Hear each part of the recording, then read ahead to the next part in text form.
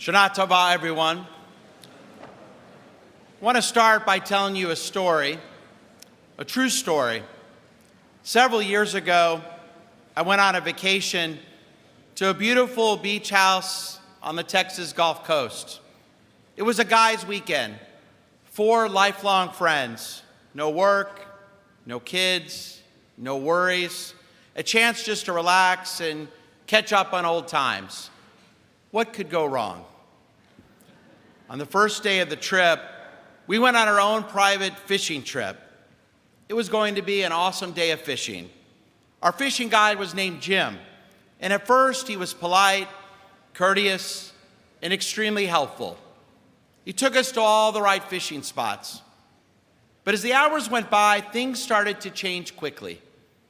We somehow got onto the subject of the Astros and one of their African-American players, and he casually and comfortably used the N-word. At first, we blew it off. Perhaps it was just a slip of the tongue. This guy seemed like a great guy. He couldn't have meant anything by it. But it didn't stop there. He then started telling us some really awful racist jokes. I couldn't believe it. He had no idea who we were, and yet he didn't really seem to care if he was offending us or not. He just kept on going. After several jokes, I couldn't take it anymore. Jim, I said, why do you hate African Americans so much? He responded, do you actually like them? I said, I like all good people. I don't care what the color of their skin is. He responded that I had been misled by the government, and especially President Kennedy, to believe that blacks were actually okay. I first assured him that I wasn't alive when JFK was president. And secondly, being the good rabbi, I quoted him a verse from Genesis that teaches us that God created everyone in his image. He smiled and just went back to fishing. He wasn't going to join Beth Yeshurun anytime soon. Now, I wish I could tell you that it was over, and at that point, we just went back to enjoying our day of fishing. But he then started telling a series of anti-Semitic jokes. Some of the most offensive jokes you could imagine. So here I was on a beautiful fishing boat, just wanting to spend a relaxing day with 3 lifelong friends. Instead, I'm stuck with a racist and anti-Semitic fishing guide. Just my luck. All 4 of us were Jewish. Our boat had a rabbi, an accountant, and a dentist with the last name Reuben. Before I could tell our fishing guide that he was guiding one of the most Jewish fishing boats in the history of Texas, my friends reminded me that we were miles from shore with no other way to get back. Fortunately for my safety, the conversation finally changed, and we ended the trip a few hours later without any more issues.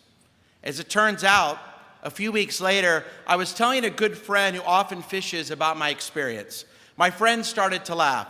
Brian, you had Jim? Everyone in that area of the state knows. He's active in the local KKK. I guess everyone knew except us. Looking back now, I wish I would have told that guy, Jim, I was a rabbi. Yes, maybe our safety would have been compromised and I may not be here today. But at least he would have had to deal with knowing he had a rabbi on his boat.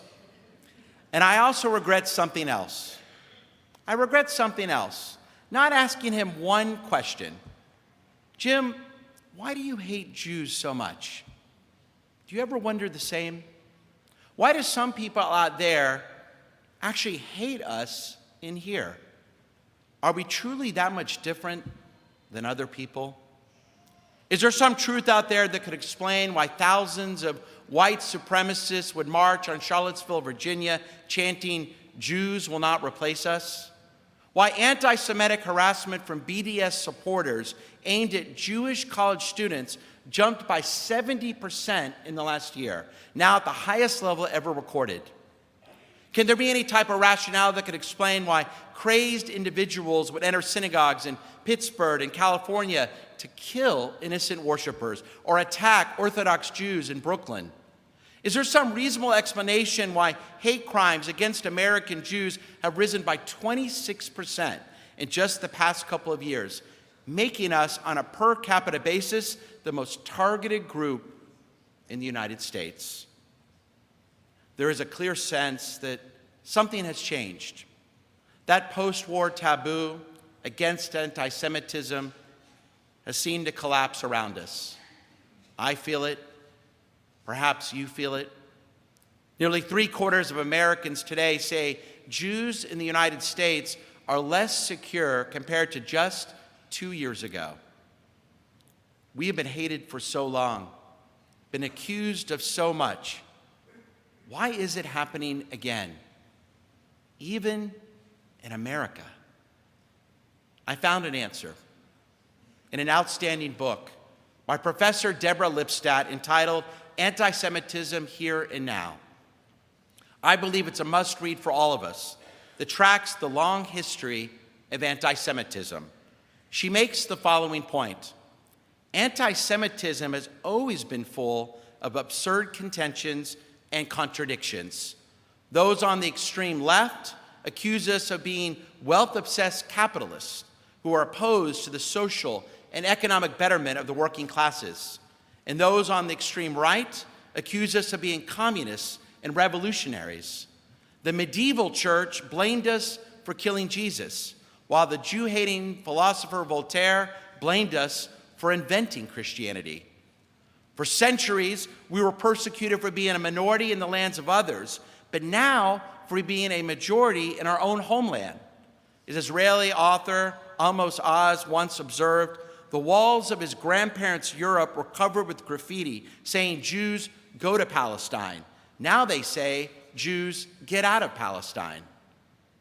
The Nazis claimed we were inferior in our genetic makeup, yet they also claimed that we were so intelligent we could control the world with our unique cleverness.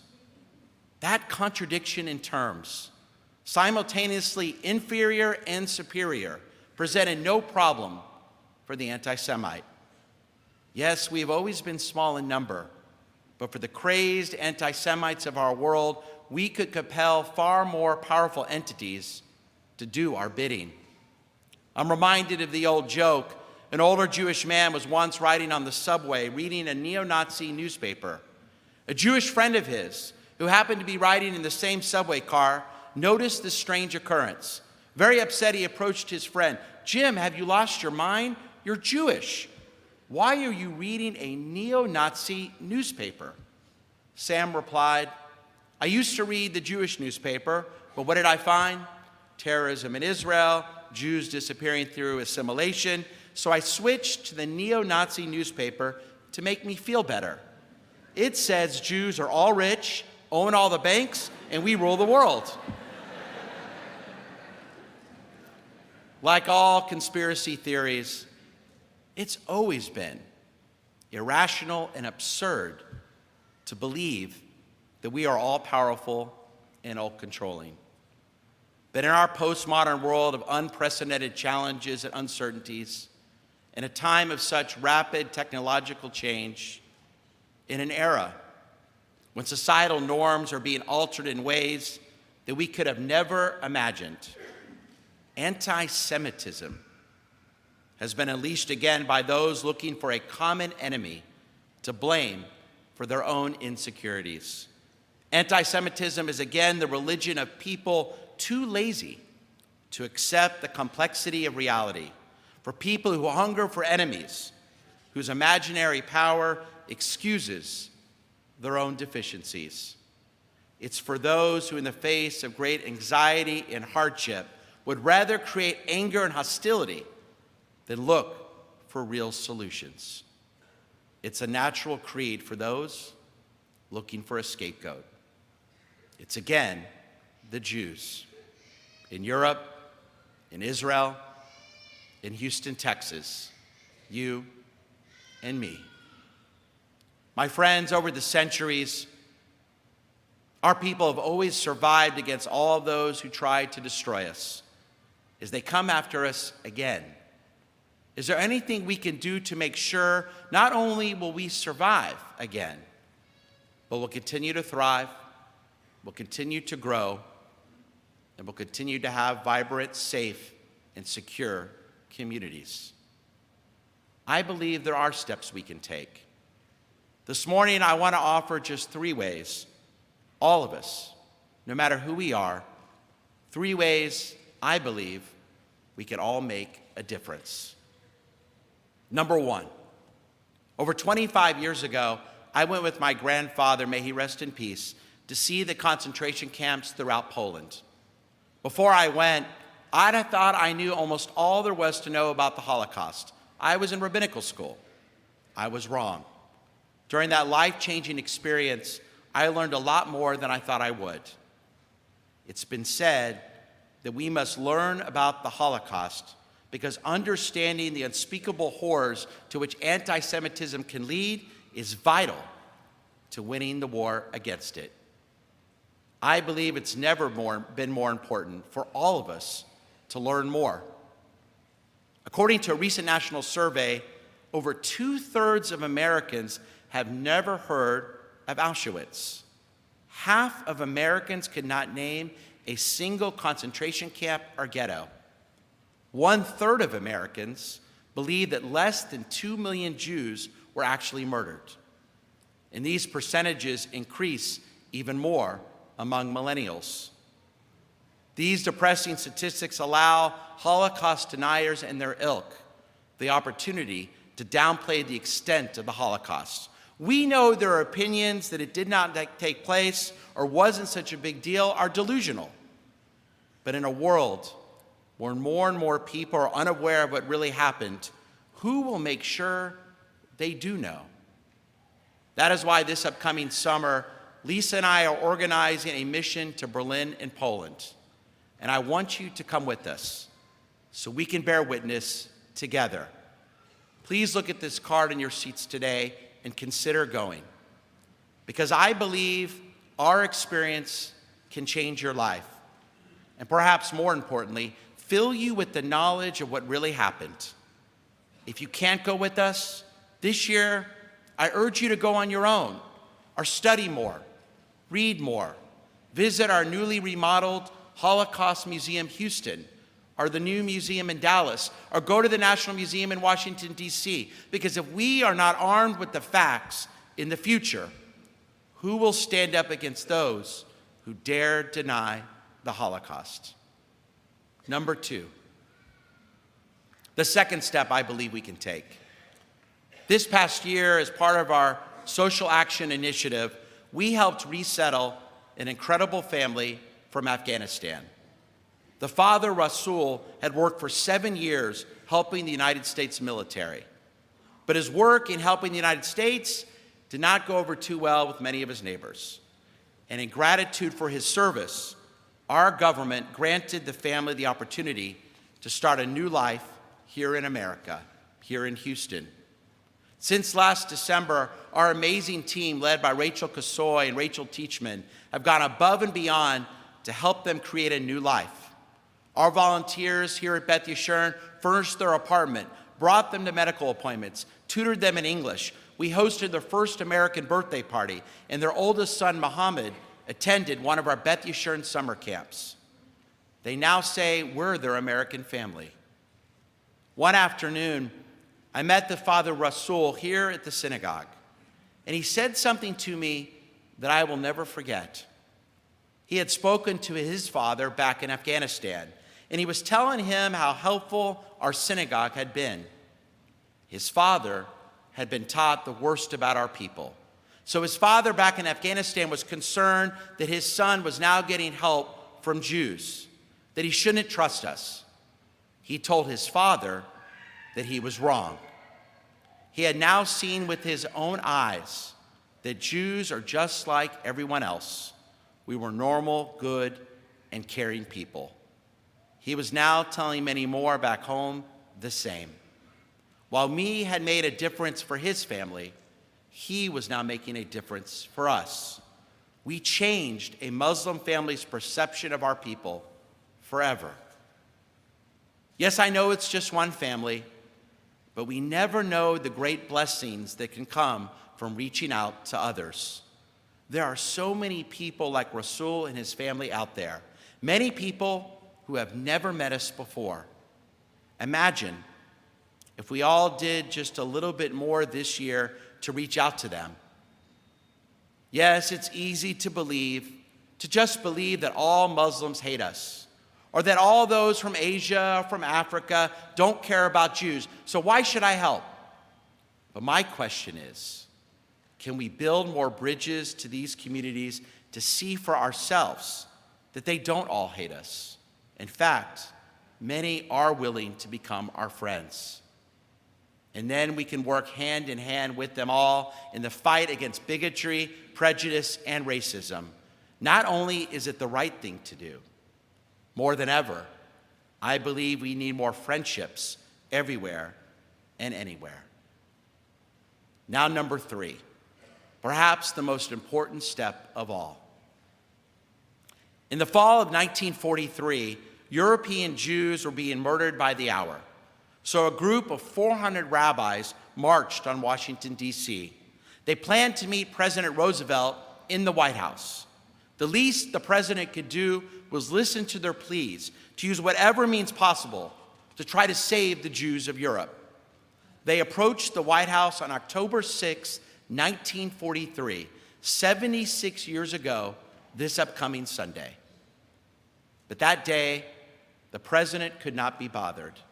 Instead, the president decided to leave early for a vacation. There was no meeting. There was nothing the rabbis could do. In the 1940s, American Jews lacked the influence to save 6 million of their brothers and sisters. No one listened to them. If Jews had a national voice, perhaps the doors of our great nation may have been opened to save our fellow Jews from the Holocaust. Thank God, in 2019, times have changed.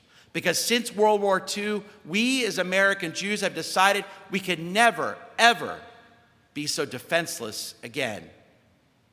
But today, do we believe that the current spike in antisemitism will pass? That we're safe, and we just need to keep our heads down and not make waves? Have we dare become complacent? The great Rabbi Abraham Joshua Heschel once said, "The opposite of goodness is not evil. The opposite of goodness is silence." Today is not the time for silence.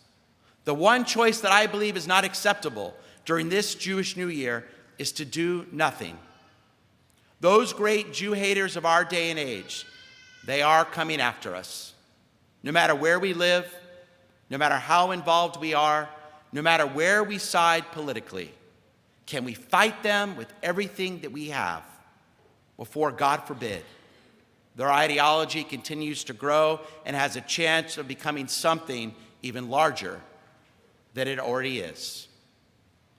In our personal lives, when we hear anti-Semitic remarks at work or from neighbors, whether it's at a ball game or at the office, when we hear something, can we speak up? I made a mistake that day on the fishing boat. I will never remain silent again. When anti-Semites march, when they post, when they speak out against us, can we speak up? Can we hold all journalists, all academics, and all elected officials accountable for their words, regardless of who they are? Unlike the 1940s, today God has given us as American Jews a voice. We have a voice in the Democratic Party. We have a voice in the Republican Party, but only if we use it. When elected officials make biased statements or commit hurtful actions against our Jewish state, can we speak up? And let us never believe that someone can hate Israel but be okay with us as American Jews.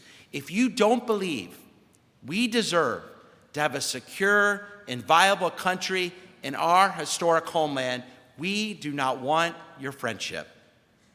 Because if I know anything about modern Jewish history, an anti-Zionist is an anti-Semite. In the words of Judea Pearl, father of martyred journalist Daniel Pearl, Anti-Semitism targets Jews as individuals. Anti-Zionism targets Jews as a people. Can we also insist that our elected officials treat anti-Semitism with the same seriousness as other forms of hatred? All forms of discrimination should be treated with the same attention and vigilance. And when we as Jews see hatred against other minorities, like African Americans, Hispanics, Asians, members of the LGBTQ community, can we speak up? Because if history has taught us anything, it's the fact that those who act out against the other always end up targeting Jews. One last point. Similar to something I said after the Pittsburgh shooting, but I believe it needs to be said again.